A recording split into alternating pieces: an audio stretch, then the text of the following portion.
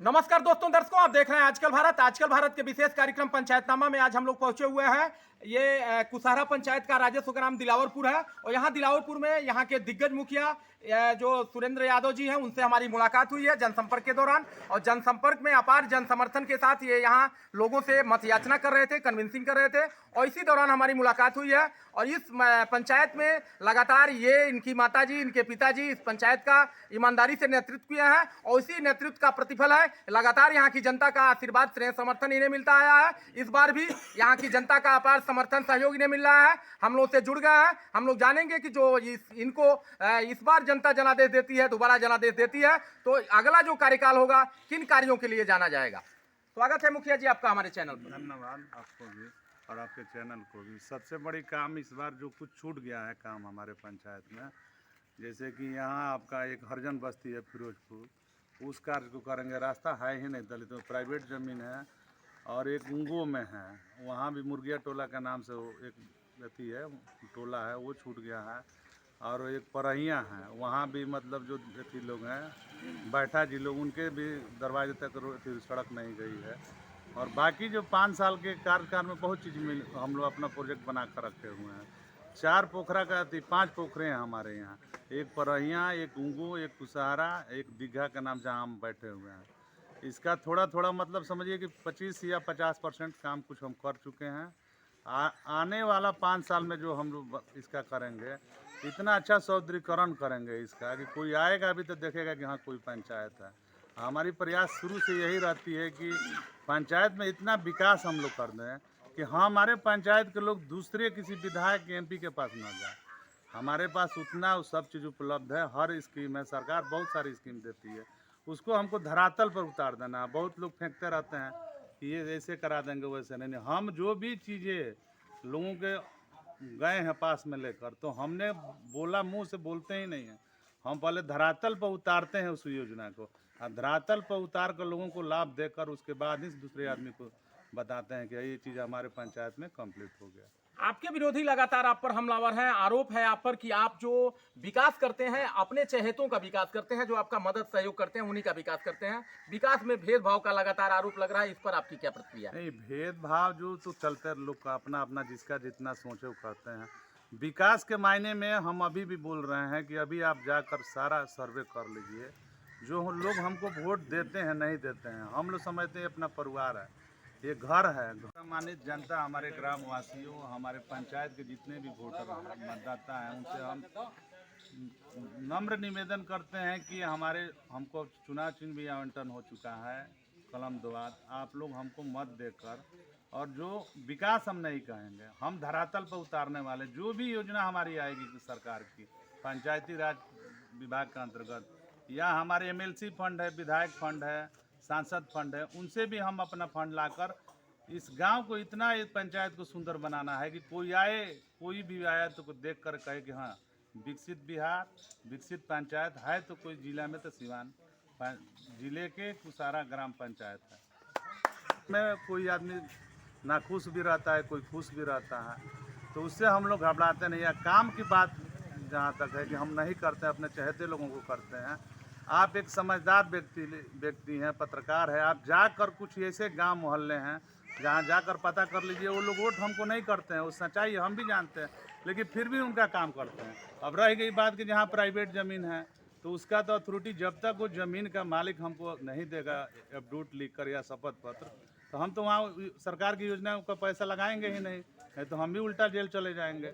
हम कोई गलत कन्वेंशन समाज में नहीं करते हैं, ना हमारी माता जी थी, ना हमारे पिताजी थे कि कोई ऐसा गलत हम लोग मैसेज दें कि उससे विद्रोह हो। हम लोग सदैव हमेशा ही प्रयास रहता है, जाति धर्म कुछ नहीं, एक इंसान ही होता है। सबको एक धागे में बांध कर हम लोग रखते हैं, रोको रखते हैं पूरे समाज को, हिंदू हो, मुस्लिम हो, किसी जात बिरादरी का नहीं, सबको एक बंधन में बांध कर हम लोग विकास की डोर में बंधे रहते हैं। आपके पिताजी यहाँ के राजद विधायक हैं और विधायक के गरिमा के अनुरूप उनका गृह पंचायत है। इस पंचायत का विकास नहीं हुआ है, इसे आप मानते हैं? हाँ, कुछ काम नहीं हुआ था, सच बात है। हमारे पिताजी का उम्र हो गया था, हम भी यहाँ नहीं रहते थे, हम भी पढ़ाई करके जॉब कर रहे थे।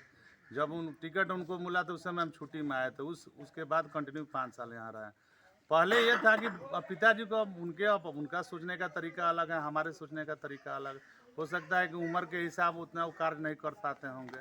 हम यंग हैं, आए यहाँ लोगों का समस्या देखें, सब बहुत सारी चीज़ें हमको सीखने को भी मिला। और प्रतिदिन हम कुछ न कुछ सीखते ही रहते हैं। फिर आकर 5 साल में सरकार की जितनी स्कीम थी, मनरेगा है, 7 नीचे है, 14वीं वित्त आयोग है, 15वीं वित्त आयोग, सारी हम यहाँ के पहले स्ट्रक्चर समझे कि किस तरह हमको डेवलपमेंट करना है। उस हिसाब से बहुत सारी स्कीमें हम किसी से पूछने भी नहीं गए।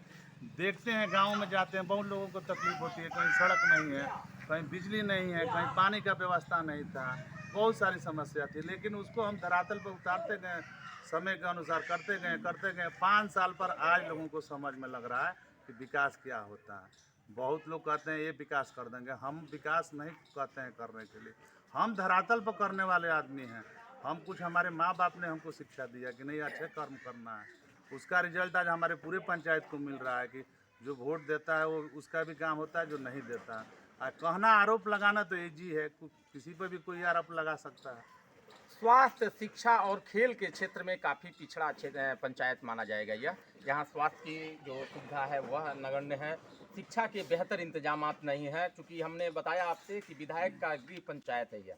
तो इस क्षेत्र में अगले कार्यकाल में क्या करना है? देखिए, अब कहने के लिए पंचायती राज व्यवस्था में जो है शिक्षा, तो शिक्षा ठीक है, माध्यमिक इंटर तक भी स्कूल हमारे जो हाई स्कूल थे कुछ कन्वर्ट हुए हैं इंटर कॉलेज में। विधायक जी के सहयोग से इस क्षेत्र में क्या करना है आपको? विधायक जी के सहयोग से एक हॉस्पिटल का जो आप बात कर रहे हैं स्वास्थ्य के क्षेत्र में, वो हम लोग आगे का है करेंगे।